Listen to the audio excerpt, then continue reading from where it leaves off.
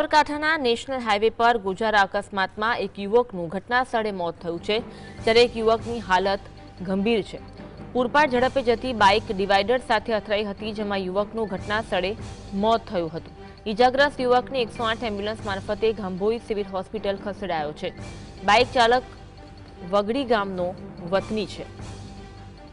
ગોઝારા અકસ્માતની ઘટના બની હતી, જેમાં એક વ્યક્તિનું ઘટના સ્થળે મોત થયું છે। સાબરકાંઠાના નેશનલ હાઈવેની આ ઘટના છે। ગોઝારો અકસ્માત સમજાયો, કમકમાટીભર યુવકનું મોત થયું છે અને અન્ય એક યુવકની હાલત ગંભીર હોવાનું જણાવાઈ રહ્યું છે। પૂરપાટ ઝડપે જતી બાઇક ડિવાઈડર સાથે ધડાકાભેર અથડાઈ હતી, જેમાં યુવકનું ઘટના સ્થળે જ મોત નીપજ્યું હતું, જ્યારે કે જે અન્ય એક યુવક ઇજાગ્રસ્ત થયો હતો તેને 108 મારફતે ગાંભોઈ સિવિલ હોસ્પિટલ ખસેડવામાં આવ્યો। બાઇક ચાલક વગડી ગામનો વતની છે। જે યુવકનું મોત થયું છે તેમના પરિવારમાં હાલ શોકનો માહોલ જોવા મળી રહ્યો છે।